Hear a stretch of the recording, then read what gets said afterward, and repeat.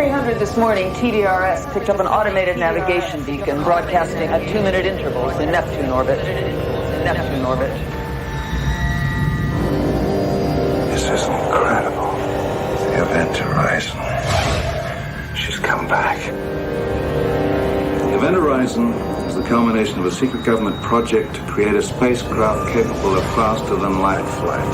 The ship doesn't really go faster than light. What it does is it creates a dimensional gateway that allows it to jump instantaneously from one point of the universe to another light years away. Where's she been for the last 7 years, Doctor? That's what we're here to find out. After 7 years in deep space. There were 18 people on board this ship when it disappeared. I want them all accounted for. Opening outer door. It came back, abandoned. Any crew? Negative. This place is a tomb. But it didn't come back alone. Captain Miller! I've got some problems here! This ship has been beyond the boundaries of our universe. Who knows where it's been? And what it's brought back with it. What is it? The ship is reacting to us and the reactions are getting stronger. What are you telling me? That this ship is alive? I have such wonderful things to show you. Oh my God! It knows my secrets. It knows my fears.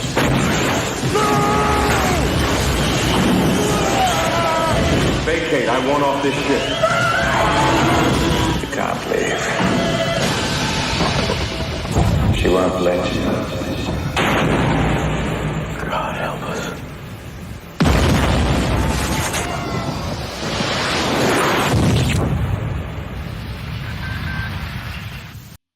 Hey everyone, this is Michael again, and welcome to another movie review. And this review is going to be on Event Horizon, which came out in 1997. And the film stars Laurence Fishburne, Sam Neill, Kathleen Quinlan, I think that's how you pronounce her name, Jolie Richardson, Richard T. Jones, Jack Noseworthy, Jason Isaacs, and Sean Pertwee. And the film was directed by Paul W.S. Anderson. Of course, he directed the first Mortal Kombat film, which I really like. And he also directed the Resident Evil movies. And I just got done watching this film, and my God, what an awesome film this film is. It is absolutely intense. I loved it. It is scary, at points disturbing, but I enjoyed it. I think it's a very underrated film. But basically, what the film is about is it's set in 2047, and there's this signal that is received from the Event Horizon, which is the ship that disappeared during its voyage 7 years earlier. And so the ship reappears mysteriously in orbit around Neptune. And this rescue vessel named the Lewis and Clark are dispatched to investigate the Event Horizon. And we meet its crew. You have Captain Miller, who is played by Laurence Fishburne, who is the commanding officer of the Lewis and Clark. You have Peters, who is played by Kathleen Quinlan, who is the medical technician of the Lewis and Clark. You have Lieutenant M.L. Stark, who is played by Jolie Richardson, who is a communications and the executive officer of the Lewis and Clark. You have T.F. Cooper, played by Richard T. Jones, who is the rescue technician. You have Ensign F.M. Justin, who is played by Jack Noseworthy, who is a chief engineer. Jason Isaacs' character plays DJ, who is a medical doctor on the Lewis and Clark, and Smitty, who is played by Sean Pertwee, who is the pilot of the Lewis and Clark. And pretty much they end up going to see the Event Horizon, and they end up boarding it, and they also have Sam Neill's character, who is Dr. Weir, on board with them. He is the designer of the Event Horizon. And pretty much basically, they discover that there is this sinister force on the Event Horizon that has come back with the ship. And pretty much that's basically what the plot to the film is about. But this film, like I said, is absolutely insane. It is one of those films that will leave you on the edge of your seat and, you know, what is happening. It's very scary, very disturbing in some scenes. And I thought the cast, you know, did good. Laurence Fishburne, really enjoyed his character as Miller, who is trying to, you know, keep the Lewis and Clark safe, you know, and him being the captain of that. Sam Neill, you know, he does a good job in the film playing Weir, and then we find out how crazy his character is as the film progresses. And I thought Kathleen Quinlan, she did, you know, a pretty good job as well. It was good to see Jason Isaacs in the film. Jason Isaacs, you know, he's a very good actor.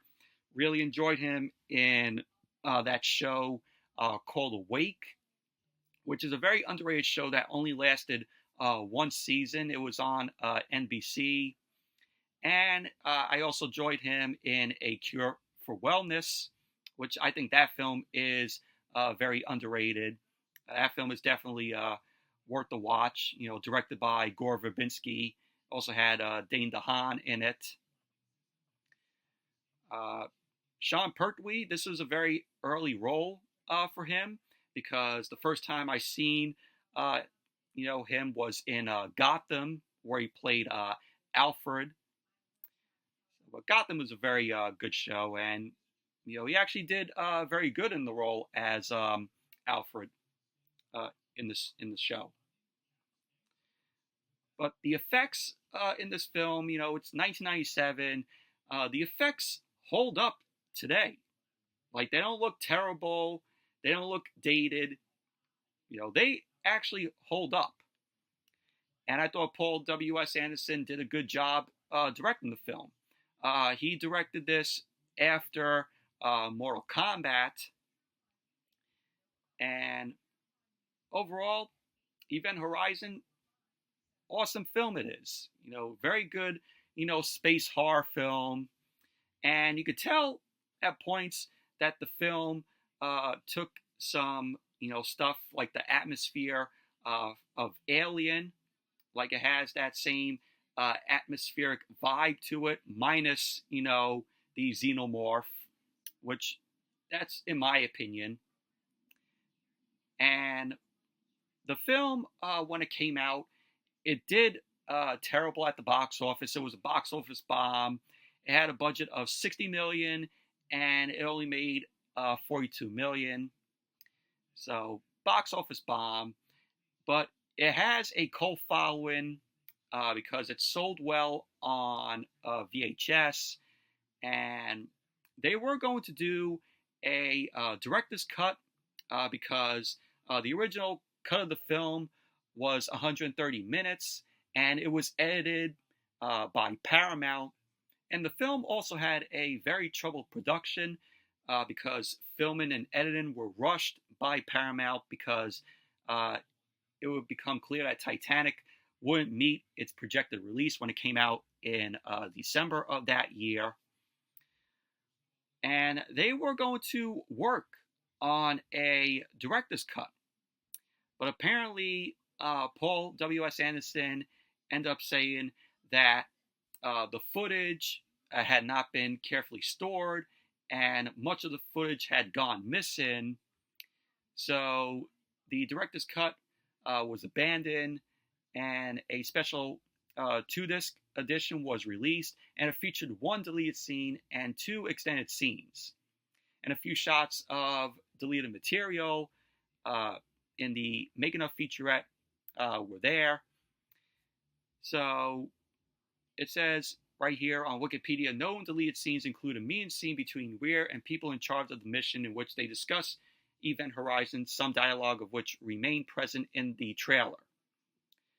And it said Paul W.S. Anderson said here, it was reduced unit footage. I think the studio never bothered watching it because they thought it was inserts and buttons being pressed or something. But what it all was actually all of the hell footage, which you'll see, later on in the film. Which I don't want to spoil it though, because this is a film you guys gotta definitely check out if you haven't seen. It says influenced by Bosch and Bruegel, so there was a beauty to it, even though it was very disturbing. And what I really like about the film is the characters, they do character development really good here in the film. So I thought, that was a plus. But overall, Event Horizon, love this film. Very intense, very crazy film. If you guys haven't seen this film, definitely check it out. It's very underrated, and it is on 4K, so I'm definitely going to pick up the 4K of this. But definitely check out Event Horizon. But anyway, that's it for my review of Event Horizon. Thank you all for watching. Hope you all enjoyed this review. Definitely give the video a thumbs up, comment, subscribe, and until next video, I'll see you all later.